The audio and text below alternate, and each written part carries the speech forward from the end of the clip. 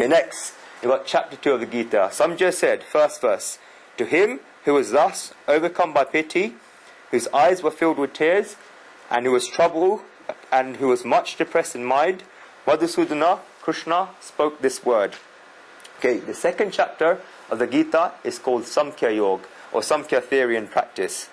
3 themes predominantly make up the second chapter of the Bhagavad Gita, and Vinoba Bhave, we explained that he's written one of the best English translations, commentary of the Gita. He was a freedom fighter with Gandhi as a life celibate. He said, he gave us a very beautiful classification. The first is the immortality of the soul and the mortality of the body, which takes up verses 11 to verses 30. Mortality of the soul, immortality of the body. Mortality of the body, immortality of the soul. We're going to learn how to cope with death. Our own death, because it's guaranteed. 2 things in life are certain: death and taxes, and how to cope with the death from a loved one. We go through that Samkhya Yoga in the next session, where we talk about 2 beautiful stories of Krishna's life, Arjun's life, and also from Buddha's life, of how to cope with the death of a loved one. Very, very important. 2 very, very life-changing stories I'm going to tell next week. So that's next week. Samkhya theory, verses 11 to verses 30. Verse 30. Second, Swadharma, verse 31 to verse 54. What is your duty? Everyone has a duty in life. It's not what's governed by books and scriptures, it's your personal duty, where you have this inner strength. We spoke about it in meditation at lunch, this Swadharma.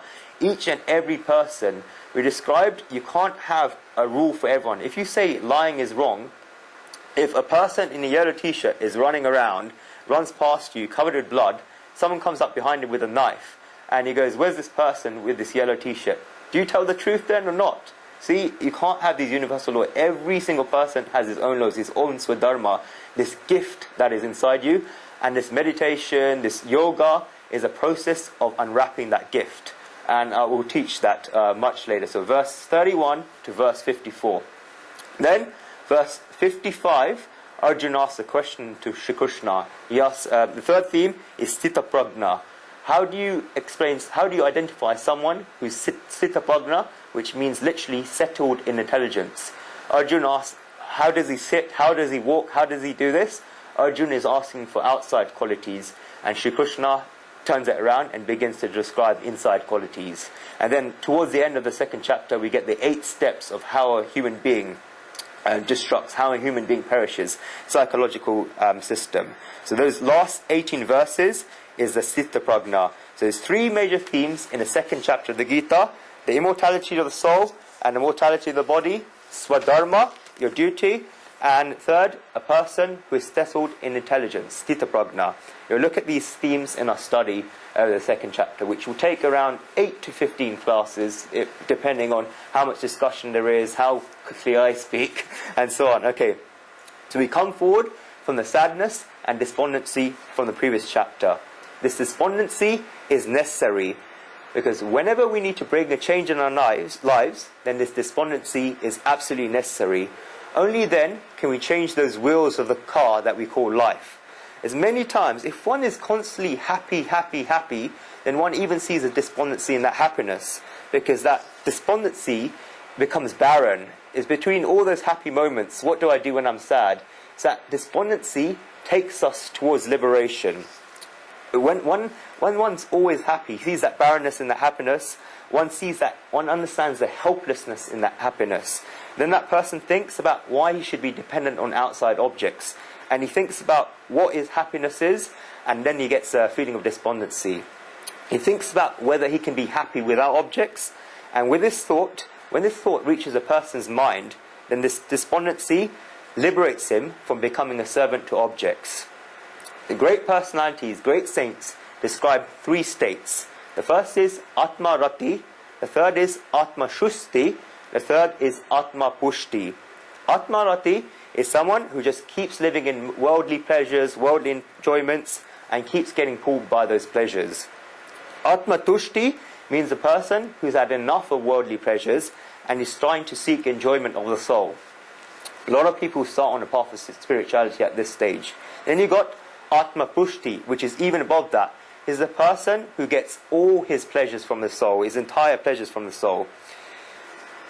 if you look at all the literature of the world, you always got a character in most of those literatures, he's in that same despondent state that Arjun reached at the end of the first chapter of the Gita. Because readers very much like this state of despondency and despair. Readers very much like tragedies, and that's why these books always sell.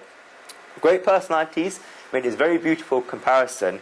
On one hand, we have Vyas. On the other hand, we have Shakespeare.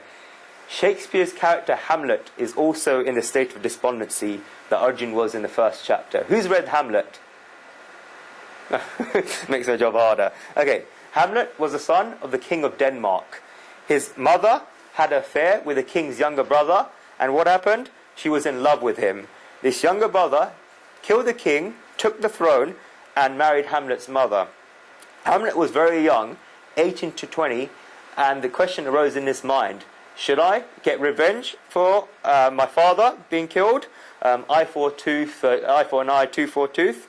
Or, if I kill him, what would be the consequences of me killing him? Because the throne would be empty, I'll be still too young to take up that throne, and I'm not mature to handle the throne. Will I be able to take those consequences of the throne? Will I be able to take the responsibilities? Could I possibly make my mother a widow again? Whatever happens, I still have love for my mother. Therefore, what should I do? As a son of my father, I should get revenge for my father, but as a son of my mother, I should let this uncle rule the throne. So should I accept what my mother has done and continue to live my life? He cannot go ahead. So much despondency is built up in Hamlet's mind that he reaches that state. What's the famous quote from Hamlet? To be or not to be. He actually asks whether he should continue to live or not. He's done nothing wrong, but what's happened? He considers committing suicide because in his view, the world will be happy and so will he. Many of Shakespeare's tragedies describe such a despondent state. Carolinus is another Greek tragedy, a Shakespeare tragedy, where Carolinus was a Greek commander. He was very, very successful, great commander like Maximus in Gladiator. The king insulted him a little, and Carolinus said, I'll see to you. I'll make sure that everything that you've achieved up to now is because of me, but I'm leaving you right now. Carolinus went to another king. That king greeted him well. What happened? Carolinus took that entire army of that other king, surrounded Athens, which was his old kingdom, from all sides. The Athens army got together and thought about what we're going to do, because we're completely surrounded, we're not going to be able to face him. First, he's a great warrior, he's achieved many victories, but secondly, Carolinus knows all our secret. He's got insider knowledge. Even without that insider knowledge, Carolinus would have won the battle, but he had that insider knowledge. So they thought they'd never be able to defeat Carolinus in battle. What shall we do? What they did was sent Carolinus' mother and I think his sister as well to persuade him to come back, persuade him that Athens is his motherland. They indeed went back and to Carolinus, went to his camp, and so Carolinus that night, having spoken to his mother and his sister, was thinking about what he should do. On the one hand, he's told the king that he will win Athens for him and get revenge for that insult. On the second place, he's got his mother and his sister who's told him to come back. Because Athens, no matter what happened, Athens is his motherland. So Carolinus got lost in this question. Janani Jamba Bushmisha Swargad Abhigari Yasi.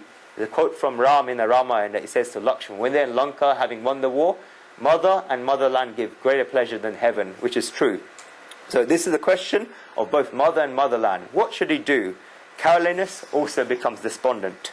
You can see many parts like this in classic literature. Arjun was in state in the first chapter of the Bhagavad Gita, but Arjun was fortunate that he had Sri Krishna on his side.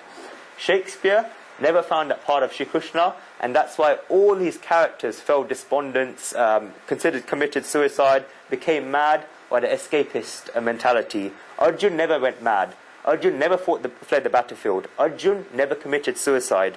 Arjun fought the battle and he won the battle. Why?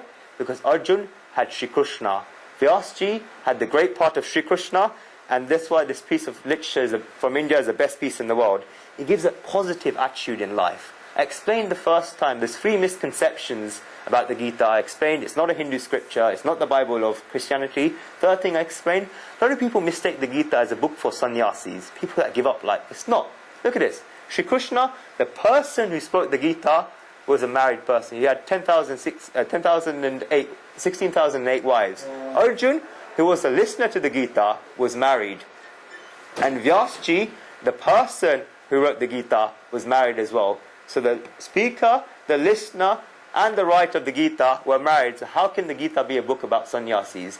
Never make that mistake. It's not a book about sannyasis. A sannyasi can read the Gita and he can improve his life, but it's not about sannyasis. It's about facing life. It's how to fight in life. And that's the whole point. It gives that positive attitude in life. So questions come in life, but how can we face those questions? Arjun sat down on that chariot. He was despondent and overcome with sadness. Therefore, Sri Krishna finally speaks to him in the second verse.